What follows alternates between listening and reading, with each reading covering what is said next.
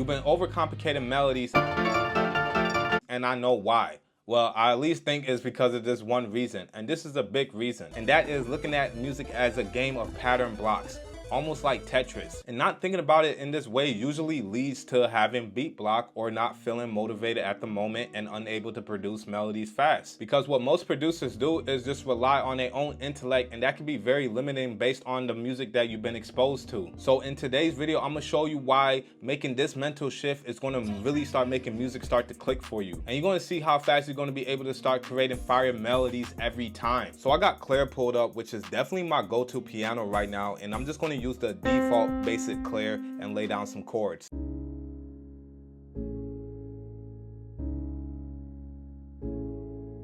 So if you know a bit of theory, then you recognize this is a 1 to 6 chord progression in the minor scale. Now, without getting too deep in theory, just realize this is a common chord progression, especially in trap. Now, you may feel weird about using popular chord progressions or even MIDI chord packs, and you may think that is unoriginal, not unique and stuff like that. But I think the misconception here is that you're not thinking in a sense of choosing an emotion versus just you playing notes. On the other hand, film composers understand this very well. They know for the scene that they're composing to, they know how to evoke that emotion using harmony. We've barely begun, and that our greatest accomplishments cannot be behind us, because our destiny lies above us. Like, this ain't random, bro. If you ask Hans Zimmer to play something dark and epic, he knows those pattern blocks, and he's going to be able to draw a lot of inspiration from those. And I think the main reason some producers have a hard time with this is because they're not actually playing an instrument. Just think about it. When you first learn piano or guitar, the first thing you're probably trying to do is play some chords, because you know that's going to set the mood, set the vibe. You're not really thinking about, oh no, somebody used this chord progression before, because the feeling is going to be different on an instrument versus you just drawing in notes. You see, where I feel about the music, it can be copied, you know, but it's not copied to it. It's the feel.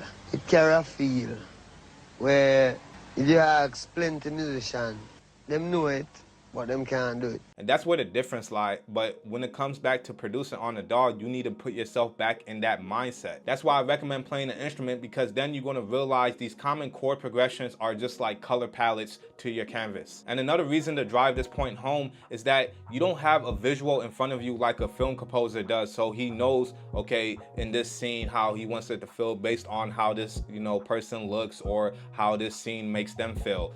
But when we're making music, we don't have that.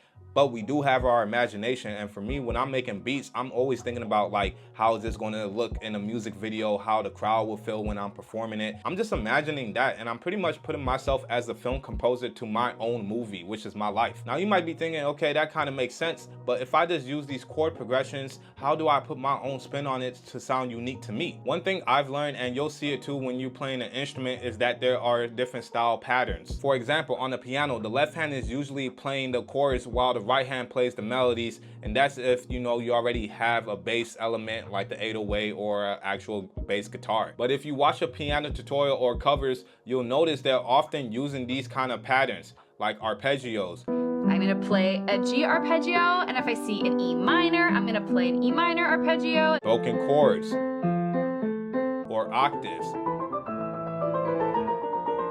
These are ways to express yourself, like adding pieces to your outfit. But I know you probably feeling like, okay, I get that, we could draw ideas from a lot of different things, but how do I make it feel like it's me?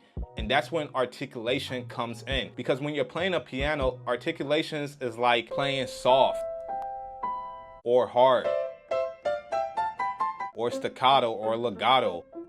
These techniques might seem basic, but when you combine them, that's how you really start to make it come from you, because nobody's going to play it like how you're going to play it. So for this example, in my left hand, I'm just going to play some octaves and art.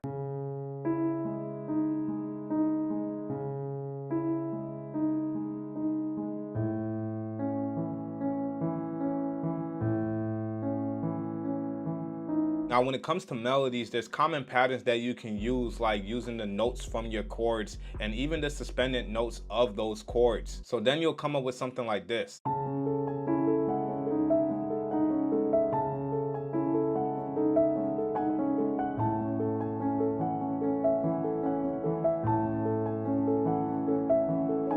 And in the right hand, a common pattern that you may come across is to stack your notes. So for the melody, since it's playing one note, you would just stack it with either the third or the fifth of that note.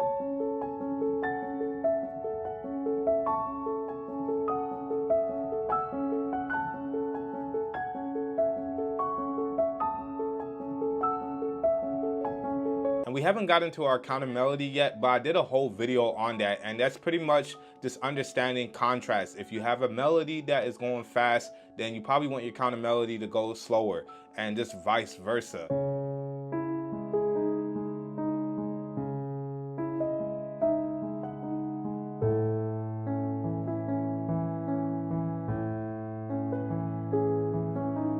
Now that we have our melody, sound selection is another tool that has its own set of patterns. For example, to create something epic, you'll most likely lean towards orchestra sounds. You can also base it on how specific instruments is played traditionally. Like, I could just use a guitar for this sound, but traditionally you're not gonna play guitar like how you just clicked it in or how you will play it on piano. Guitar has its own way of playing. So this is the next layer of carving out your own sound.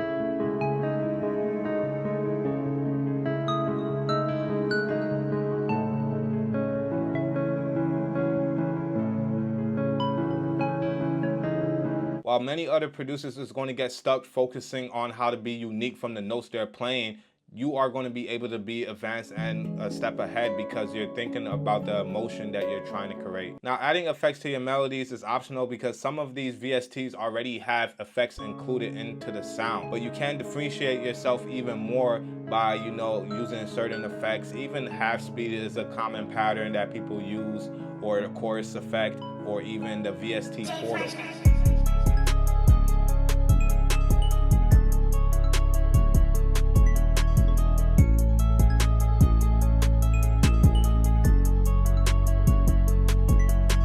Don't shy away from what other people are using, but gather those ideas and start cultivating these ideas and just putting them together and see what grows out of it. So I hope this video gave you a new insight of how to look at melodies. And if you're still on the fence, I would say it's your ego that has to be lowered and able to really understand that music is never really coming from you, but from everything else that surrounds you. And once you can really let go of that attachment to your music and the idea of, oh, it has to come from me, you're going to have unlimited ideas, unlimited melodies. You're just going to be limitless because the world is your oyster, as people would say.